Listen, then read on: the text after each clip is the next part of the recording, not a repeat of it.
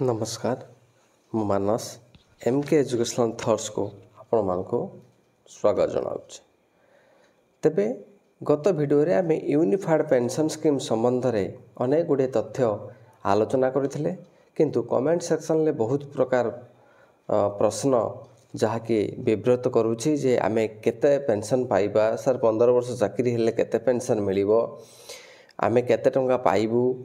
NPS भल कि UPS भल, ए सब संबंध रे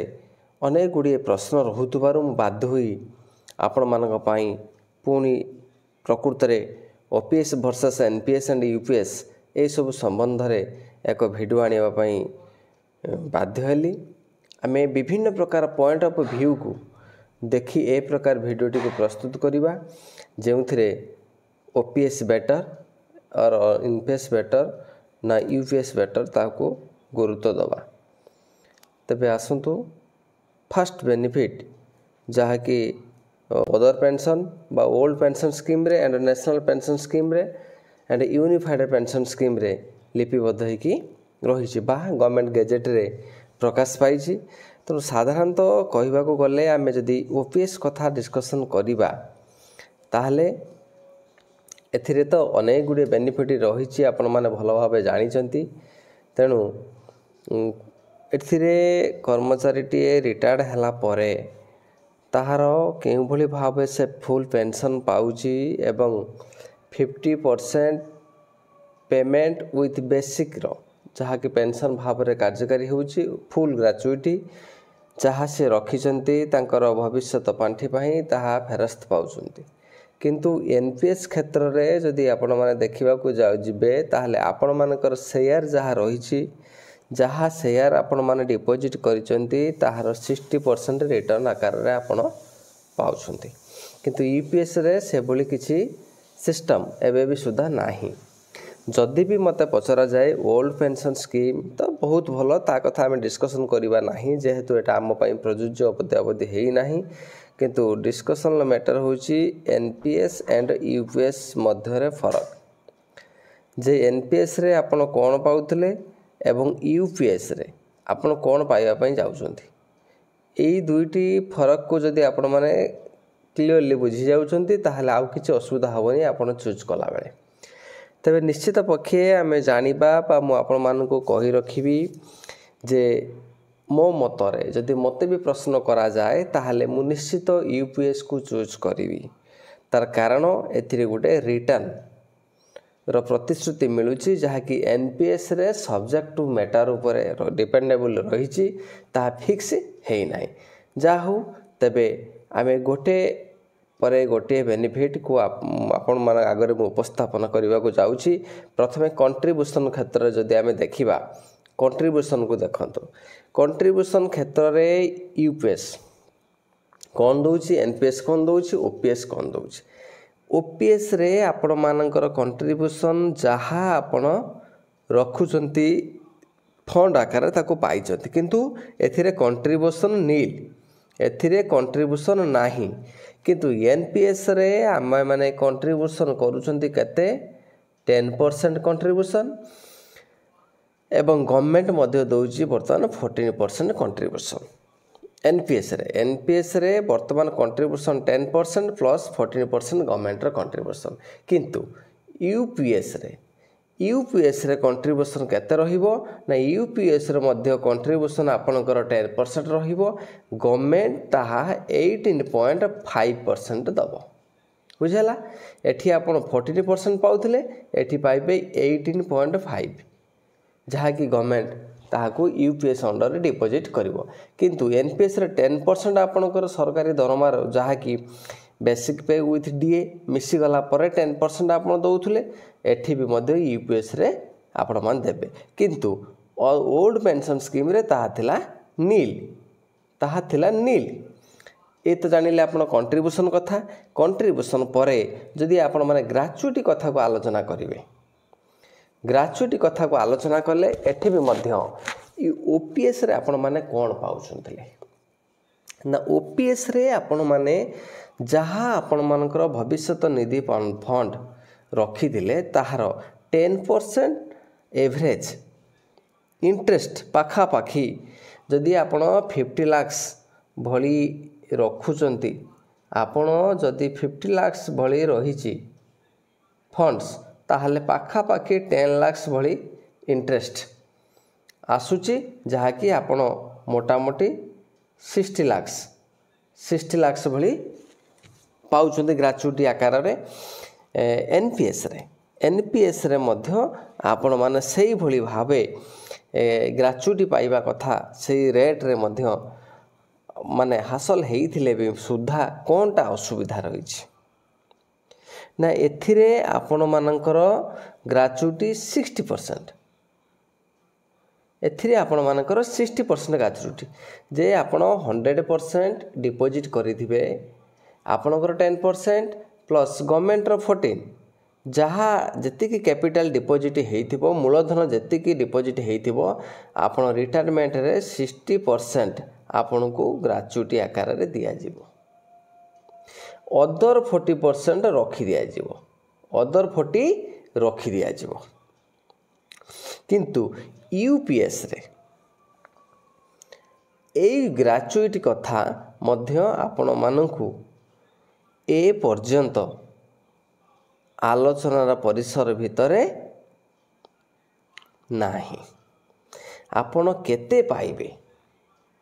से तथ्य मध्य ए पर्यंत जना जाऊ नाही तापरे आपण माने देखिबे कोठी की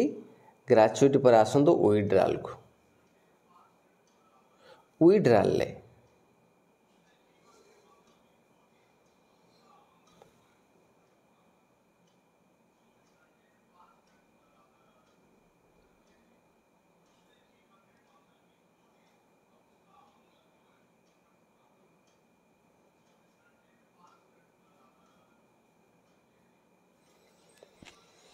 विड्रॉल आपण माने देखंतु जे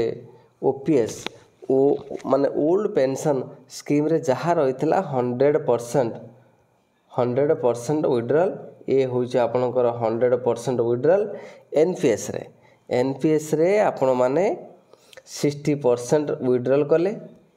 आउ 40% आपण मानकर रही गला किंतु यूपीएस रे वर्तमान सुधा नील एटा सरकार तरफ कौन बाहर कि नहीं जना पड़ू नहीं एटा होची आपण मानकर यूपीएस रो डीमेरिट्स ओके एटा होची यूपीएस रो डीमेरिट्स एटा विराट बड़ गोटे दुर्बलता यूपीएस रे जहाँ कि आपण विड्रॉल केते करिवे से बाबदर मतामत नहीं विड्रॉल जीरो बोली आपण माने वर्तमान सुधा भाबिथंतु तापर जदि आपण माने देखिबे जीपीएफ कथा जदि आपण मान देखिबे ओल्ड पेंशन स्कीम रे अछि एनपीएस रे नाही एवं यूपीएस रे मध्य नाही बुझिला इन्फ्लेशन को जदि आपण माने देखंती एहा तो प्राय तो रही जे मार्केट रो वैल्यू मुद्रास्फीति रो हार को लक्ष्य करी ओपीएस रे आपण माने जेति की पेंशन पाउथले आपण माने जेति की पेंशन पाउथले सेही हार रे ताहार 6 मास रे आपण मानकर डीए बढ़ुथला पेंशन आकार रे एनपीएस रे ताहा जीरो बढ़िबार आपण मानकर नाही एवं एथिरे मध्य कोन करा जाईछि ना एथिरे आपण मानकर मध्य जहाँ आपण पाउथबे लास्ट बेसिक पे सहित आपण मानकर कोन रहिबो ना जो डीआर मीन्स 1.10 जति कि आपण मान पाउथबे पेंशन आकार रे तार 1/10 आपण मानकर 6 मास थरे मिसिबो 6 मंथ रे थरे तार 1/10% मिसी ताहा पुणी मूल को पलाई जीवो बोली मध्य लेखा जाइछि मिनिमम पेंशन स्कीम कथा जदि आपण आलोचना करिवे मिनिमम पेंशन स्कीम एहार ओल्ड पेंशन स्कीम रे प्रायतः लगभग 9000 थिला विथ डीए एनपीएस एनपीएस रे मिनिमम पेंशन नाही एवं यूपीएस रे जहाँकि 10,000 प्लस डीआर को रखा जाइछि जे 10,000 कहीं रखी दि जाइछि ना मिनिमम ये गोटे मिनिमम रेस्ट्रिक्शन क्षेत्र जदि देखा ताहले UPS NPS too far better वर्तमान जो शिक्षक बंधु मैंने रिटायर्ड करुँच से 1000 1500 2000 यही भाव में पाऊला बेले जदि आपण मैंने यूपीएस को चूज कर वर्तमान पेमेंट हार को जदि देखा जाए पाखापाखि आपण मैंने 15,000 भली पेंशन पाइबे जदि यह चूज करा जाउछ। एवं फैमिली पेंशन को जदि गुरुत्व दबा ताहले फैमिली पेंशन 60% ऑफ बेसिक आगुरु मिलुथला जहाँ कि जदि डिक्रीज हो जाउथला एम्प्लॉई रो एवं तापरे 30% फैमिली पेंशन मध्य ए क्षेत्र रे मिलुथला ओल्ड पेंशन स्कीम रे एनपीएस रे जहाँ 40% आपण मान को रहुथला सेही 40% रो आपण माने होतला एठी एनपीएस रे कोन होतला फरक एतिके आपण जानतु डेथ हेले स्पाउस को मिलुथला पेंशन मिलुथला स्पाउस को एंड ग्रेच्युटी मिलुथला स्पाउस को किंतु यूपीएस रे जदि एम्प्लॉई रो डेथ हे गला नोमिनी रो डेथ हे गला ताहले आपणकर फंड नाही आपणकर फंड गला बुझीगला तेणु यूपीएस रे आपणकर फंड चलीगला तेणु एथिरे रिस्क बहुत रोचे कौ क्षेत्र यही क्षेत्र में जे फैमिली पेंशन क्षेत्र में किंतु जेहेतु आम तो सेटा को गुरुत्व आकार रे धरिबा नाही जे नोमिनी रो बेनिफिट यूपीएस रे नाही नोमिनी रो बेनिफिट यूपीएस रे नाही एतिक आपण मानको बुझिबाकू पड़िबो। एवं आउ गोटे प्रश्न जे केउ भली भाबरे आमे पेंशन पाउछन्ते केते परसेंटेज तेन परसेंटेज हिसाब को जदि देखिबा गवर्नमेंट रो यूपीएस चिट्ठी अनुसार जहाँ 25 वर्ष जदि कंप्लीट करचन्ती 50% विथ डीए मिलुथिला बेले 24 वर्ष कंप्लीट कले पाखापाखि आपण 48% एवं सही एवरेज जहाँ आपन को मिलुची एवरेज टी आपण लास्ट 12 मंथ रो पेमेंट को एवरेज जदि आपण माने 50,000 लाखे पाउचंती बा 12 मास रो दरमा को काउंट करदेबे 12 मास रो पेमेंट को मिसई देबे डिवाइडेड बाय 12 जेति की हबो ताहार जी बेसिक रहिथिबो बेसिक रो 50% आपन को पेंशन मिलिबो। तेबे एई हिसाब रे आमे माने देखिबा जे 25 वर्ष जदि सक्सेसफुली आपन कंप्लीट करूछंती सेथिरे आपन को 50% 24 मिलिबो 24 वर्ष जदि आपण माने कंप्लीट करूछंती ताहले 48% 23 वर्ष कंप्लीट कले 46% 22 वर्ष कंप्लीट कले 44% एवं 21 वर्ष कंप्लीट कले 42% 20 वर्ष चाकरी कले 40% 19 वर्ष चाकरी कले 38% 18 वर्ष चाकरी कले 36% 17 वर्ष चाकरी कले 34% 16 वर्ष चाकरी कले 32% 15 वर्ष चाकरी कले 30% 14 वर्ष चाकरी कले 28% 13 वर्ष चाकरी कले 26% 12 वर्ष चाकरी कले 24% 11 वर्ष चाकरी कले 22%। हाराहारी आपण गोटे वर्ष पाई गोटे 1 ईयर पाई 2% इनक्रीज करदेवे है